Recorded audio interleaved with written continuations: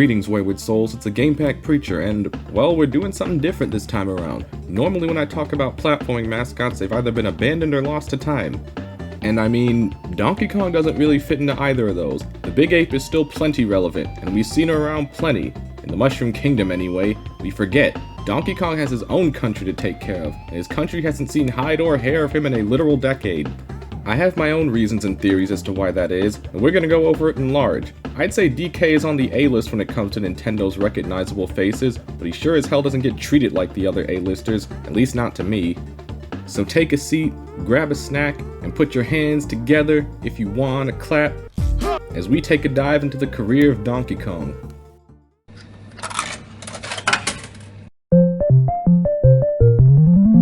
So this is normally the part where I give a whole speech on who the character is and all that. But come on now, y'all know who Donkey Kong is. Your mother probably knows who Donkey Kong is. This gorilla has been in the game longer than I've been alive, and is a main contributing factor as to why Nintendo is in the gaming industry in the first place. Everyone knows Nintendo for Mario these days, and I mean no disrespect to the plumber whatsoever, but whose name was it on in their first arcade title? It certainly wasn't his, Jumpman. The original arcade game sold like hotcakes, one of the best to ever do it as a matter of fact. He even spawned some sequels, you know, as you tend to do when you're successful. We don't really discuss those though. Donkey Kong's success was far from fleeting. Unfortunately, the arcade scene was, and with the rise of the home console, it was that portly plumber Mario who ended up getting his own franchise. I mean sure, DK was still around, he turned up every now and then, but he wasn't really the focal point of the attention, you know? I'm sure that won't be a running theme or anything. Anyway, with the plumber enjoying his solo run, what was a donkey to do? No one really had an answer. But while Nintendo was busy raking their heads, the upstarts at Sega were giving them a run for their money. They even had a game animated by Disney of all people. They couldn't let these dudes come in and steal their thunder. So then the British got involved. So this small indie company called Rareware, founded by the brothers Stamper, were doing some wizardry with graphics rendering, and Nintendo, in their ongoing console war with Sega, needed an edge, so they took a chance and allowed the British brothers to use the DK IP. Long story short, they ended up making some small indie title, you may not have heard of it before, called Donkey Kong Country. But I mean, yeah, it was kinda whatever. The game had like groundbreaking revolutionary graphics for the time or something like that. It only sold a meager 9 million copies, third best-selling game on the console, nothing worth bragging about, and spawned a sequel that is unequivocally one of, if not the greatest 2D platformer to ever exist, both games also having an undisputed legendary soundtrack, but you know, no big deal.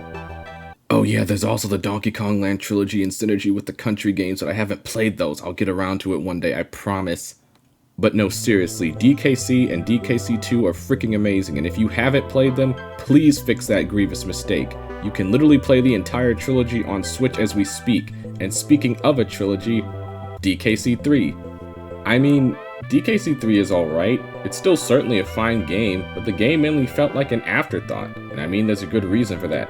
Heck, Wrinkly Kong is playing that reason in the game. This game came out in November of '96, several months after Nintendo's brand new console hit the market, so no one was focused on the SNES anymore. It was all about the Nintendo Ultra 64. The new console on the block was all the people were focused on, but DKC3 was still a fine game. It's a little gimmicky for my taste, but it's still very much worth your time. Something I can't say for the Kong's next adventure. With the Nintendo 64 being the new sensation sweeping the nation, we go back to Rareware. That small indie company was not so small anymore, and it was anything but indie. There's a reason people say that they carried the console through its lifespan, and honestly those people are right. Something to note is that I am also those people. Seriously, I could make a whole other video about the golden age of Rareware and the bangers they pumped out, but we aren't here to discuss that today. So we're fast forwarding to 1999 when Rare took their next and their last crack with the Kong family with Donkey Kong 64, and DK64 is... ooh.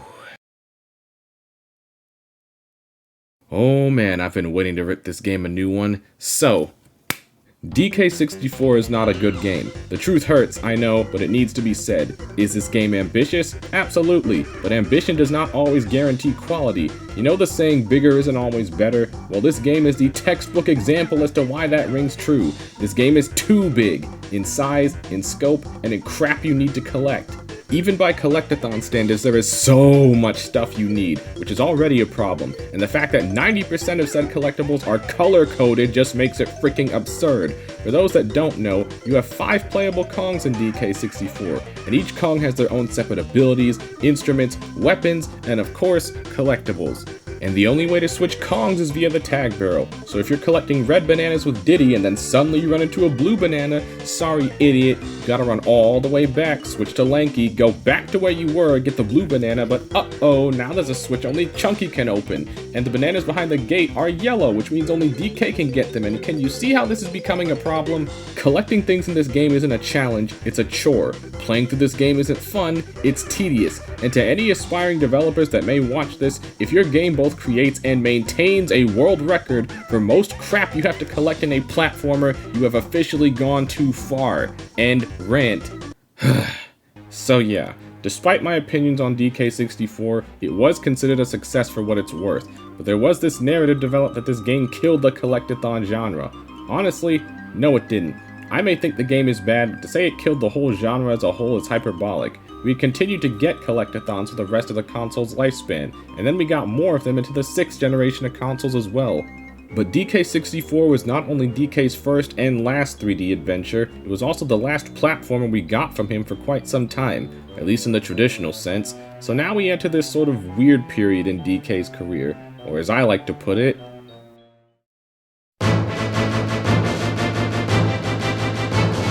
you want to know how long of a period it was between DK64 and Donkey Kong Country Returns? 11 years. Over a decade since DK had been in a traditional platformer. But I mean, he's had plenty of appearances during all that time, and he's had a bunch of spin-offs too. So what was the ape doing in all those spin-offs? Well, for starters, he relearned how to play some bongos. So yeah, after DK64, his next appearance was in a rhythm game, Donkey Konga, where you slap these unruly things to the beat of licensed tracks a la Guitar Hero, or the superior Rock Band. All things considered, it was a fun little distraction. We ended up getting 2 of these games actually. What? 3 of them? Never localized? Well, okay then. Anyway, after beating up his bongos, DK went on to beat up every other living creature in Donkey Kong Jungle Beat, and I love me some Jungle Beat. This game is fun to play, it looks amazing for a GameCube game even today, and it's a workout. Seriously, play this game for an hour, your arms will be on fire. The fact Nintendo was able to make a platformer with the DK bongos of all things is truly a testament to their ingenuity. But DK wasn't just rocking it on consoles, we also got some unique handheld titles as well. On the GBA, we got DK King of Swing, which is, well, honestly, I don't know what to classify this game as. I feel like the footage would explain it better than any words I could think of could. And we also got a sequel to this idea with Jungle Climber on the DS, expanding on the prior game with dual screen technology. But what about Barrel Blast? What about Barrel Blast? And then finally, in 2010, the Kong returns to the country and Donkey Kong Country Returns. Even got a banging sequel 4 years later with Tropical Freeze, but the period up until we got those games was kind of directionless. Like sure, DK was still getting games, but it wasn't really the kind of games that made him a household name, you know? Almost like Nintendo didn't really know what to do with him. And I mean sure, you can point a finger to the overall decline of the platforming genre over the years, but it didn't stop other Nintendo mascots getting platformers of their own. Granted, DK could have faded into obscurity like so many other mascots before him, and I'm hella thankful he didn't, but as much of a household name he really should be, the Simian is always finding that he gets the short end of the stick, something he still kinda suffers from even now. Enter the present day. Donkey Kong is still a relevant name. He's still chilling with the plumber and his crew, bumping heads with him on the odd occasion. Heck, he and some of the other Kongs even turned up in the movie. The monkey is even set to get his own theme park expansion with Nintendo World, and yet it's been a literal decade since his last game. While every other A-list Nintendo franchise has been rocking it with their games, DK has just been back there, almost to the point of being in the basement with the B-listers. God, I want a new Star Fox game. But I mean, that kinda sucks. DK has some weight to his name. I don't see Pit or Cat and Falcon getting their own theme parks. But that sort of brings me back around to the previous talking point that Nintendo doesn't really know what to do with the Primate. Outside of his arcade era, DK's main claim to fame is with the country games, and the country games are more so products of other developers with the Big N's blessing. Sadly, Rareware has been under Microsoft's umbrella for a long time, and Retro, well, I can only assume they're stuck in the Metroid mines with Prime 4. The Kong is overdue for another game, and this may sound sacrilegious, but I think it's high time the monkey gives the third dimension another go, and I also think that this hypothetical 3D adventure should be an in-house project as well. Hey there, so this is GamePack Preacher from the future. So apparently, while I was working on this video, it actually came to light that Nintendo was working on a 3D DK game some odd years ago, with Vicarious Visions of all studios. I'll leave some links in the description, but the long short of it is that this 3D project didn't go anywhere because Vicarious Visions were under the thumb of Activision, and Activision hates fun.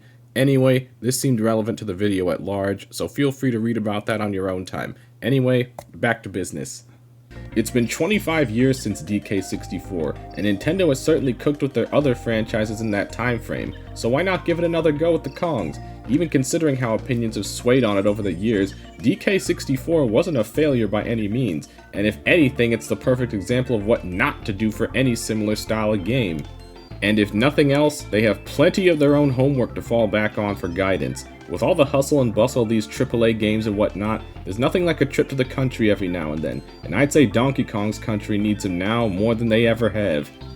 Oh boy, that was definitely one of my longer ones, but honestly, I kind of enjoyed doing it. Like I said, I normally talk about mascots who are more obscure or dead really, but honestly, maybe I'll give talking about the more relevant ones another go.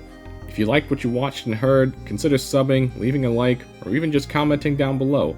More to come as always, and be well until then.